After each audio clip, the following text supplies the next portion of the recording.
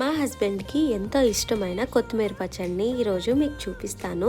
Short and స్వీట్గా చూసేయండి. ఇక్కడ నేను ముందుగా టమాటా, పచ్చిమిర్చి, అట్లనే చింతపండు, జీలకర్రని వేయించి పెట్టుకున్నాను. తర్వాత దీంట్లోకి కొంచెం సాల్ట్ యాడ్ చేస్తున్నాను. అలానే కొత్తిమీర కూడా మంచిగా ఫ్రై అయిపోయిన తర్వాత దీన్ని మనము మిక్సీ జార్లో వేసేసుకొని జస్ట్ ఒక్కసారి గ్రైండ్ చేసుకుంటే సరిపోతుంది. ఇట్లా థిక్ పేస్ట్లా వస్తుందన్నమాట. మరీ ఎక్కువ గ్రైండ్ చేస్తే టేస్ట్ అనేది చేంజ్ అయిపోతుంది. సో ఇట్లా గ్రైండ్ చేసుకున్న తర్వాత మనం దీన్ని పోపు వేసుకోవాలి. పోపు అందరికీ తెలుసు కాబట్టి నేను చెప్పట్లేదు. అండ్ ఇది వేడివేడి అన్నంలోకి మనము ఈ కొత్తిమీర పచ్చడిని వేసుకొని తింటే చాలా అంటే చాలా బాగుంటుంది. అండ్ ఇప్పుడు వర్షాకాలంలో ఇంకా టేస్టీగా ఉంటుంది అనమాట నోటికి. మా హస్బెండ్కి అయితే చాలా చాలా ఇష్టము.